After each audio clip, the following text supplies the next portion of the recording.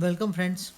हम लोग एक नया सीरीज शुरू करने जा रहे हैं अपने चैनल में, जिसमें हम लोग मेंस पे फोकस करके बीपीएससी और यूपीएससी के मेंस पे फोकस करके डिफरेंट करंट अफेयर्स के जो इम्पोर्टेंट टॉपिक्स हैं उसको कवर करने की कोशिश करेंगे। ठीक है, इसके अलावा मेंस के जो GS1 और GS2 के सब्जेक्ट है उसको भी कंप्लीट करेंगे, लेकिन मेन फोकस हमारा करंट अफेयर्स पे रहेगा।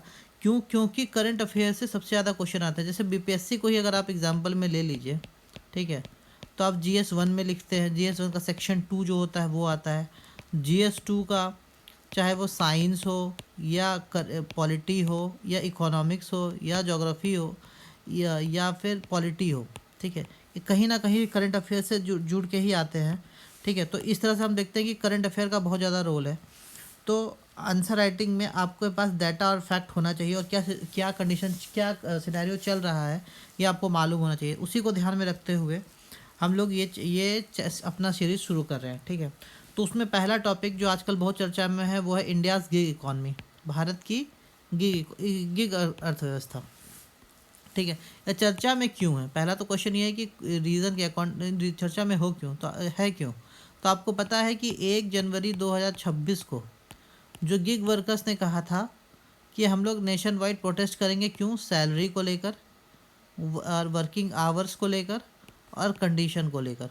ठीक है, कि जैसे 10 मिनट डिलीवरी का जो सिस्टम है इसको बंद किया जाए, इनसे इन पे अनड्यू स्ट्रेस हो रहा है, इसके लिए इन्होंने आंदोलन किया था। लेकिन आयरनी ये है, ठीक है, इनकी बात सही भी है। अच्छा, एक बात और भी है कि ये फ़िलहाल ना इंडिया में करीबन 77 लाख गिग वर्कर हैं।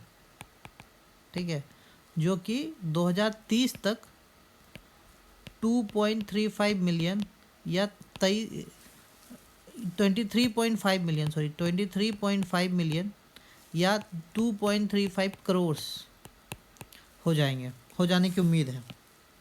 ठीक है, और करीबन 2% इंडिया वर्कफोर्स के 2% है ये। लेकिन स्टिल जब ये 1 जनवरी को इनका ये था स्ट्राइक था, और सबसे अधिक ऑर्डर जो सर्ज हुआ था ना वो उसी दिन हुआ था। तो इसका क्या हुआ कि जो स्ट्राइक इन्होंने किया ये फिजूल हो गया, इसका कोई रिजल्ट नहीं निकला। ठीक है, तो इसीलिए ये दिखा रहा है कि क्या कमज़ोर लोग कितना, क्या नंबर्स मैटर नहीं करता क्या। तो ये एक इथिकल क्वेश्चन भी है, एट द सेम टाइम ये इकोनॉमिकल क्वेश्चन भी है। ठीक है, और करंट अफेयर रिलेटेड क्वेश्चन भी है। ठीक है, बहुत इंटरेस्टिंग टॉपिक है फ्रेंड्स, आके मिलके चलिए इसको कवर करते हैं। तो सबसे पहले तो इंट्रोडक्शन, जैसे कोई क्वेश्चन आता है तो आपको एक इंट्रोडक्शन, एक भूमिका बांधनी पड़ती है। ठीक है, तो आप भूमिका चाहे तो रिसेंट का जो इंसिडेंट हुआ उसके साथ आप डाल सकते हैं। जैसे हम दे सकते हैं एग्जाम्पल कि ऐसा ऐसा कंडीशन हुआ था, या तो दूसरा आप डेफिनेशन लिख दीजिए सबसे अच्छा, अगर आपको डेफिनेशन मालूम है तो। डेफिनेशन क्या है, गिग वर्कर का डेफिनेशन क्या है? द गिग इकॉनमी, देखिए ये हिंदी इंग्लिश दोनों में है तो आप चिंता मत करिएगा। The gig economy is a labour market where work is perform through short term flexible and task based engagements. कैसा? अल्पकालिक, लचीला और कार्य आधारित जुड़ाव। जैसे आपने एक उबर बुक किया, एक कार बुक किया, ठीक है, किसके थ्रू? उबर के थ्रू। तो आप हैं ये, आपने उबर को गया, उबर को बोला कि भाई कार बुक कर दो, उसने कार बुक कर दिया, ये आपको यहाँ से उठा के यहाँ पहुँचा दिया, यहाँ से उठा के यहाँ पहुँचा दिया, और आप यहाँ उतर गए। ठीक है, और आपका काम ख़त्म, कार का काम ख़त्म, आप दोनों का रिलेशन ख़त्म। ठीक है, तो क्या हो गया? ये हो गया कार आधारित जुड़ाव है, फ्लेक्सिबल है, ड्राइवर जब चाहेगा तब काम करेगा, कोई ज़रूरी नहीं है, और अल्पकालिक है। ठीक है, शॉर्ट टर्म है, जो कॉन्ट्रैक्ट है वो शॉर्ट टर्म है। तो क्या है? गिग अर्थव्यवस्था एक ऐसा श्रम बाजार है, लेबर मार्केट है, एक लेबर मार्केट है जहाँ काम डिजिटल प्लेटफॉर्म, क्या हो गया? डिजिटल प्लेटफॉर्म उबर के माध्यम से अल्पकालिक, लचीला और कार्य आधारित जुड़ाव, शॉर्ट टर्म, फ्लेक्सिबल और task based engagement mediated by digital platform के माध्यम से किया जाता है। ये हो गया। ठीक है, स्टेटिस्टिक्स क्या है इसका? स्टेटिस्टिक्स वही 7.7 मिलियन गिग वर्कर्स इन 2021 थे, जो अब बढ़ के 23.5 मिलियन या 2.35 करोड़ लोग पहुंच जाने की उम्मीद है 2029-30 में। अभी चर्चा में क्यों था? चर्चा में इसीलिए था, नेशन वाइड स्ट्राइक जो जनवरी 1 2026 को हुआ था, इनके डिग्निटी और लैक ऑफ रेगुलेशन के कारण। इसी कारण मतलब 1 जनवरी 2006 को जो डिलीवरी में जो इनका श्रमिकों द्वारा क्या राष्ट्रव्यापी हड़ताल हुआ था, इनकी गरिमा और विनियमन की कमी के मुद्दों को उजागर कर रहा था। ठीक है, अच्छा, ये तो हमने ये देख लिया कि इसकी भूमिका बना दी। भूमिका क्या बनाई कि भाई गिग वर्कर होते क्या है, इनकी स्ट्रेंथ क्या है और ये न्यूज़ में क्यों थे। हमने भूमिका बना दी अच्छे से। अब देखना है कि गिग वर्कर भाई इतने चर्चा में है तो कुछ तो इनका कंट्रीब्यूशन होगा, तभी तो इतने इंपॉर्टेंट बन गए फैक्टर। तो इनका कंट्रीब्यूशन क्या है? सबसे पहले बात एम्प्लॉयमेंट जनरेशन, रोजगार जनरेट करते हैं। अभी उन्होंने 77 लाख लोगों को रोजगार दे रहा है। तो ये रोजगार जनरेशन तो करते हैं, किन को करते हैं? यूथ को करते हैं जिनको कहीं जॉब नहीं मिल रहा या उनके पास कोई स्पेसिफिक स्किल नहीं है। और दूसरा माइग्रेंट्स को कर रहा है, जैसे गाँव में कुछ नहीं है तो उनको माइग्रेंट्स दे रहा है। तो ये माइग्रेंट्स आ क्यों रहे हैं? नॉन एग्रीकल्चर जॉब दे रहा है, नॉन एग्रीकल्चर एम्प्लॉयमेंट है, नॉन एग्रीकल्चर एम्प्लॉयमेंट या गैर कृषि रोजगार, गैर कृषि रोजगार दे रहा है। ठीक है, तो जो छिपी हुई बेरोजगारी है, जो छिपी हुई बेरोजगारी है उसका ये सोल्यूशन, उसको ये सोल्यूशन दे रहा है कि भाई आपके यहाँ काम नहीं है, आप आइए यहाँ पे एम्प्लॉयमेंट जनरेशन आपको एम्प्लॉयमेंट मिलेगा। दूसरा विमेन एम्पावरमेंट के लिए बहुत ज़रूरी। विमेन एम्पावरमेंट क्यों है? क्योंकि जो टोटल गिग वर्क फोर्स है ना उसकी 28% जो जनसंख्या है वो विमेन का है। 28% जनसंख्या कौन सा है? विमेन का है। कैसे? जैसे आपकी अर्बन कंपनी है, अर्बन कंपनी देती है ब्यूटिशियन का कोर्स और ये सब, तो ये सब विमेन होती हैं। अर्बन क्लैब का वो मेड सर्विस देता है, उसमें भी मैक्सिमम विमेन होती है। और ये इसमें ना विमेन को 40 से 50% ज़्यादा मिलता है जो ट्रेडिशनल जो घर की जो मेड होती है। और अर्बन क्लैब से जो मेड आती है ना, तो अर्बन क्लैब की मेड महंगी होती है, उनको 40 से 50% एक्स्ट्रा मिलता है, तो उनके लिए अच्छा है, इंडिविजुअल के लिए। और डिजिटल इकॉनमी में करता है क्योंकि चूँकि ये मैक्सिमम ये प्रीपेड होते हैं, तो आपके क्रेडिट कार्ड से या यूपीआई से आप पहले प्री पेमेंट करते हैं, तो डिजिटल पब्लिक इंफ्रास्ट्रक्चर के थ्रू पेमेंट होता है। ठीक है, और कैशलेस इकॉनमी बनाता है। डिजिटल इकॉनमी को जो हमारा टारगेट है $1 ट्रिलियन डिजिटल इकॉनमी बनाने का, उसकी तरफ ये सपोर्ट है। तीसरा रीजनल ग्रोथ। रीजनल ग्रोथ कैसे? जैसे मान लीजिए आप बिहार पटना में हैं, आप चाहे रांची में हैं, वहाँ ब्लिंकिट आ गया, उबर आ गया, या जमशेदपुर में है, कहीं पे भी है, ठीक है, वहाँ ब्लिंकिट आ गया, उबर आ गया, तो क्या Tier 2 और Tier 3 में भी ये क्विक कॉमर्स जो है वो सपोर्ट कर रहा है। तो जो ग्रोथ है ना उसको डिसेंट्रलाइज कर रहा है। देखिए ये सब टर्म है, ये सब टर्म आपको एग्जाम में यूज़ करना है, ये सब टर्म एग्जाम में आपको यूज़ करना है। क्या? Tier 2 और Tier 3 शहरों में विकास का विकेंद्रीकरण, क्या कहते हैं, decentralising growth into Tier 2 and Tier 3 cities. कौन? Quick commerce. ठीक है, ये हो गया। हमने पहले क्या देखा कि इसका परिचय क्या था, डेफिनेशन देख लिया हमने, इसका स्टेटिस्टिक देख लिया कि क्या क्या सिचुएशन है अभी और क्यों चर्चा में है। ठीक है, अब हमने क्या देख लिया कि भाई ये विकास में किस हिसाब से योगदान दे रहे हैं। तो एम्प्लॉयमेंट जनरेशन करते हैं, वीमेन को रोजगार देते हैं। 28% गिग वर्कर जो है वो वीमेन है और 40 से 50% अधिक कमाती है। ये डिजिटल इकॉनमी का पार्ट है और रीजनल ग्रोथ को सपोर्ट करता है। ठीक है, तो अब चुनौती क्या क्या है? सबसे बड़ी चुनौती है इनकम स्टेबिलिटी। एक स्टडी हुई थी प्रिजनर ऑन व्हील्स, इनको प्रिजनर और व्हील्स कहा जाता है क्योंकि ये हमेशा गाड़ी लेकर दौड़ते रहते हैं। प्रिजनर और व्हील्स नाम का एक स्टडी हुआ था, एक रिपोर्ट आया था जिसमें कहा था कि इनकम स्टेबिलिटी है, इनको 10,000 से भी कम मिलता है। 1/3 वर्कर, 1/3 ऑफ द वर्कर्स जो हैं वो करीबन, या 33% वर्कर जो हैं उनको अंदाजन 10,000 रुपये महीने से भी कम मिलता है। ठीक है, दूसरा क्या? हेल्थ और सेफ्टी रिस्क। देखिए 10 मिनट डिलीवरी के चक्कर में क्या होता है, 10 मिनट डिलीवरी के चक्कर में ये होता है कि जो जो पर्सन डिलीवरी करने जा रहा है ना उस पर स्ट्रेस है कि भाई 10 मिनट में डिलीवरी नहीं करेंगे तो मेरा रेटिंग ख़राब हो जाएगा, या तो मुझे बार कर दिया जाएगा, या फिर मुझे आगे सर्विस नहीं मिली, मतलब आगे वो जॉब नहीं मिलेगा। ठीक है, तो ये एक तो ये प्रेशर क्रिएट करता है इन पे, जिससे रोड एक्सीडेंट भी होती है और मेंटल स्ट्रेस भी होता है। ठीक है, और फिर तीसरा है एल्गोरिदमिक मैनेजमेंट। एल्गोरिदमिक मैनेजमेंट क्या है? जैसे आपके पास कोई डिलीवरी, जब आपने ऑर्डर किया होगा तो वो बोलते होंगे सर मुझे रेटिंग कर दीजिएगा। रेटिंग क्यों? रेटिंग क्यों? ताकि एल्गोरिदम में इन पता चले कि भाई ये अच्छा आदमी है, इससे ज़्यादा काम करवाओ क्योंकि ज़्यादा अच्छा रिटर्न दे रहा है, तो इससे उनकी इनकम बढ़ती है। तो इससे ना इनके मन में एक एल्गोरिदमिक एंग्जाइटी क्रिएट हो जाता है, एल्गोरिदमिक एंग्जाइटी। ठीक है, इसको लेकर एल्गोरिदमिक चिंता क्रिएट हो जाती है कि भाई मुझे अपना जो रेटिंग है वो बढ़ाना है, इसका चिंता हो जाती है। और ये ओपेक सिस्टम, ये पता नहीं किस हिसाब से काम करता है। ठीक है, तो एल्गोरिदम मैनेजमेंट इनका चैलेंज है। दूसरा क्या है? Lack of legal status. क्या है? चूँकि इनका जो वर्किंग है ना वो बहुत ही शॉर्ट टर्म होता है, ठीक है, कोई लॉन्ग टर्म नहीं होता हर इंडिविजुअल का। इसलिए इनको ना इंडिपेंडेंट कॉन्ट्रैक्टर्स की तरह ट्रीट किया जाता है। कैसा? इंडिपेंडेंट, स्वतंत्र ठेकेदार के रूप में माना जाता है, फ्रीलांसर भी कहते हैं इनको, ठीक है। तो इसलिए इनको बेसिक एम्प्लॉयमेंट सेफगार्ड जैसे मेडिकल बेनिफिट और क्या नाम है पीएफ, ये सब कुछ नहीं मिलता, और ना ही मिनिमम वेज का मिलता है, ठीक है। ये प्रॉब्लम है। तो इसके चैलेंजेस क्या हैं, क्या किस कारणों से किया गया था, और इन्हीं कारणों से किया भी गया था इनको। ये इन्होंने जो आंदोलन किया था ना वो इसी जो स्ट्राइक किया था वो इसी की बेसिस पे किया था। क्या? पहला तो वही था इनका इनकम बढ़ाना है, जो कह रहे हैं कि 81 रुपये पर आवर मिल रहा था इनको, तो इनकम स्टेबिलिटी थी इसके कारण। दूसरा, ये 10 मिनट डिलीवरी का जो नियम है इसको ख़त्म करो। क्यों? क्योंकि इनका हेल्थ और सेफ्टी रिस्क हो रहा था, ठीक है। तीसरा इनको ये कि लीगल स्टेटस दो इनको, कोड ऑन सोशल सिक्योरिटी है गिग वर्कर्स के लिए, वो दिया जाए उनको। और चौथा ये एल्गोरिथमिक मैनेजमेंट की, ये ओपेक सिस्टम जो है आपका, इसके कारण क्या हो रहा है, एल्गोरिथमिक एंग्जाइटी हो रहा है। यही चैलेंजेस था, ठीक है। अब इसका उपाय क्या है, पॉलिसी मेजर क्या लिया गया?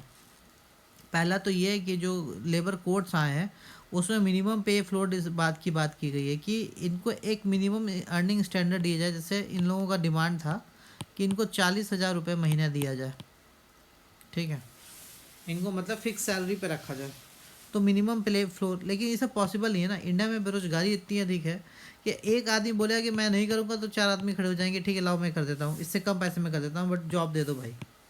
ये कंडीशन है। इसलिए मिनिमम पे फ्लोर और ये सब कहने की बात है, ठीक है। रियलिटी में फेयर डीएक्टिवेशन क्या होता है कि भाई अगर आप किसी को डीएक्टिवेट कर रहे हैं या किसी भी सर्विस प्रोवाइडर को मना कर रहे हैं कि भाई तुम आज से गाड़ी नहीं चलाओगे या कल से तुम डिलीवरी नहीं करोगे, तो उसको एक रीज़न दीजिए, क्लियर रीज़न दीजिए कि क्यों मना कर रहे हैं, और साथ ही साथ उसको अपॉर्चुनिटी दीजिए कि भाई वो अपने आप को वो अपील कर सके, खुद के काम को खुद को बचा सके, ठीक है। Before losing access to the app, आपने मतलब उचित अवसर प्रदान करिए, आप उचित अवसर प्राप्त करिए, और उसे लिख कर पहले तो कारण बताइए कि आप क्यों मना कर रहे हैं उसको, क्यों उसको निकाल रहे हैं, और दूसरा उचित अवसर प्रदान कीजिए जिसमें वो अपने बारे में कुछ बता सकें।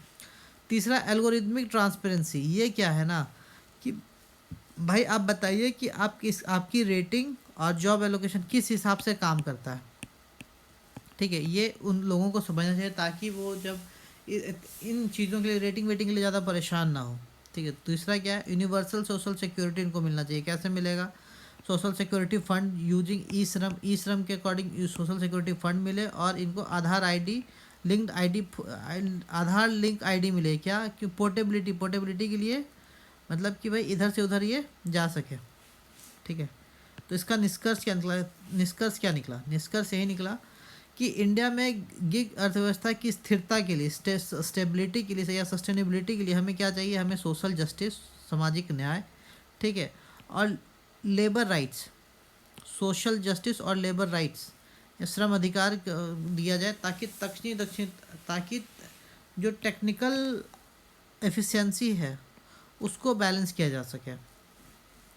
सामाजिक सुरक्षा और निष्पक्ष विनियमन को मजबूत करने से SDG 8 मर्यादित कार्य और SDG 10 असमानता में कमी हासिल करने में मदद मिलेगी।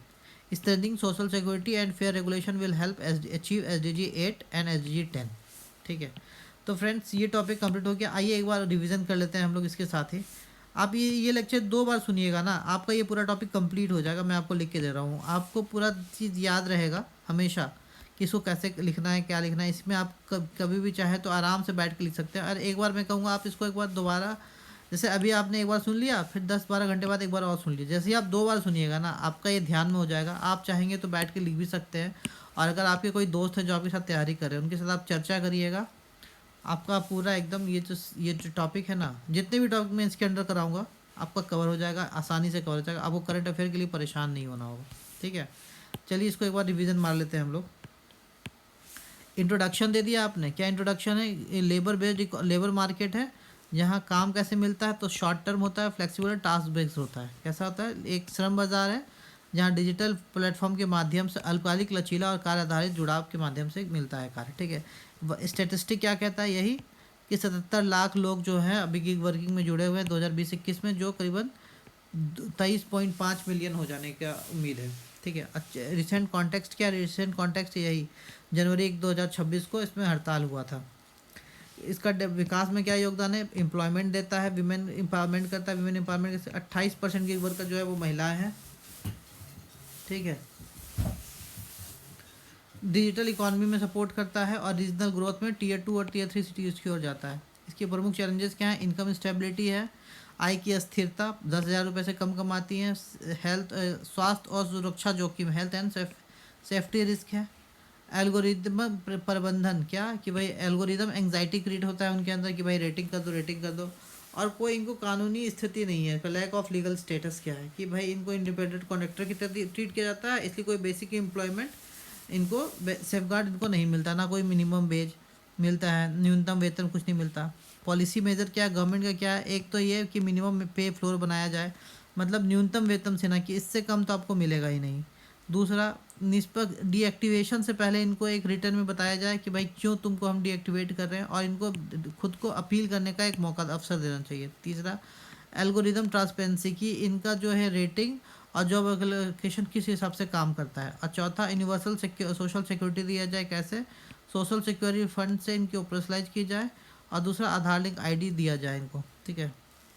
और इस तरह करने से SDG 8 और SDG 10 जो है वो स्ट्रेंथनिंग होगा। ठीक है। अब देखिए उसके बेस पे हमारा कुछ ये MCQ है। जैसे पहला है with reference to the India's gig economy, भारत की गिग इकॉनमी के रिस्पेक्ट में आप लोग ये बताइए, पहला क्या है, सामाजिक सुरक्षा संहिता, कोड ऑन सोशल सिक्योरिटी, औपचारिक रूप से गिग और प्लेटफॉर्म श्रमिकों को मान्यता देती है, हाँ देती है। दूसरा क्या है, सरकारी अनुमानों के 2029-30 तक गिग श्रमिकों की संख्या लगभग 2.35 करोड़ पहुंचने की उम्मीद है, ये भी सही है। ई श्रम पोर्टल का उपयोग भारत में असंगठित कार्यबल के इतिहास को पंजीकृत और ट्रैक करने के लिए किया जाता है, ये भी सही है। तीनों स्टेटमेंट इसके सही है। दूसरा क्वेश्चन है कि सामाजिक सुरक्षा प्रदान करने के लिए विशिष्ट प्लेटफॉर्म आधारित गिग वर्कर पंजीकरण और कल्याण अधिनियम पारित करने वाला भारतीय राज्य कौन सा था, राजस्थान था। तीसरा क्वेश्चन क्या है, the prisoner on wheels on, हाँ ये है, गिग अर्थव्यवस्था में चुनौती के संबंध में लिखित कथनों पर विचार कीजिए। पहला क्या है, प्रिजनर ऑन व्हील्स जो रिपोर्ट आई थी वो ये बताता है कि करीबन 99% श्रमिक लंबे घंटों के कारण शारीरिक और मानसिक सुरक्षा संबंधित समस्याओं को की रिपोर्ट प्रदान करते हैं, हाँ ये स्टेटमेंट सही है। दूसरा क्या है, प्लेटफॉर्म श्रमिकों को वर्तमान राष्ट्रीय श्रम कानूनों के तहत कानूनी रूप से औपचारिक कर्मचारी के रूप में वर्गीकृत किया गया है, नहीं ऐसा नहीं है, तो इसी का तो वो डिमांड कर रहे हैं। और तीसरा क्या है, एल्गोरिदम चिंता से तात्पर्य उन अपारदर्शी डिजिटल प्रणालियों के कारण से होने वाले तनाव से है जो श्रमिक के वेतन और डीएक्टिवेशन का निर्णय लेती है, ये स्टेटमेंट सही है। तो केवल 1 और 3 सही है। ठीक है, सी आंसर हो जाएगा। चौथा क्या है, सतत विकास लक्ष्यों को गिग अर्थव्यवस्था के साथ उनकी प्राथमिकता से सम्मिलित कीजिए। SDG 8 क्या है, मर्यादित कार्य और आर्थिक विकास, तो ये तो 2 हो गया इसका। SDG 10 क्या हो गया, मजबूत संस्थाएं। और SDG 16 क्या हो गया, SDG 10 क्या हो गया, रिड्यूस इनइक्वालिटी। और SDG 16 क्या है, मजबूत संस्थाएं। तो 213 आंसर हो जाएगा, 213 आंसर हो जाएगा। ठीक है। देखिए फ्रेंड्स, आप हमने एक टॉपिक कंप्लीट किया, उसका MCQ देख लिया। आप उसी के बेसिस पे ये 2 क्वेश्चन हैं मेंस में लिखने के लिए, आप इसको लिख कर ट्राई कीजिएगा, और कोई भी दिक्कत आएगी तो आप मुझे बताइएगा, हम लोग मिल के इसको सॉल्व करने की कोशिश करेंगे। पहला क्वेश्चन है, the gig economy in India acts as a formalisation bridge but lacks the structural protection of formal employment, discuss. भारत में गिग अर्थव्यवस्था एक औपचारिकरण पुल के रूप में कार्य करती है, लेकिन इसमें औपचारिक रोजगार के संरचनात्मक संरक्षण का अभाव है, चर्चा कीजिए। दूसरा क्वेश्चन है, examine the socio economic impact of the gig economy on India's urban workforce, suggest policy measures to balance technological growth with labour justice. भारत के शारीरिक कार्यबल पर गिग अर्थव्यवस्था के सामाजिक आर्थिक प्रभाव का परीक्षण कीजिए। भारत के शहरी कार्यबल तकनीकी विकास और श्रम न्याय के बीच संतुलन बनाने के लिए नीतिगत उपायों को सुझाव दीजिए। ठीक है, ये 2 क्वेश्चन आप लिखने की कोशिश कीजिएगा, कोई दिक्कत आएगा तो मुझे बताइएगा, हम लोग मिलकर इसको फिर लिखने की कोशिश करेंगे। ठीक है, तो फ्रेंड्स इस तरह से हमने ये एक टॉपिक कंप्लीट कर लिया है। इस पर ऑब्जेक्टिव भी देख लिया है, MCQ भी देख लिया है, मेंस का क्वेश्चन भी देख लिया है, और ये इसके नोट्स है। इसी तरह अगले वीडियो में हम लोग जो ग्रोक एआई का चर्चा था ना कि मॉफ्ड इमेज वो विमेन का कपड़े चेंज करके उसको इमेज बना दे रहा था, इस ये जो कंट्रोवर्सी अभी नहीं आई है, इस पे हम लोग चर्चा करेंगे। ठीक है, थैंक यू।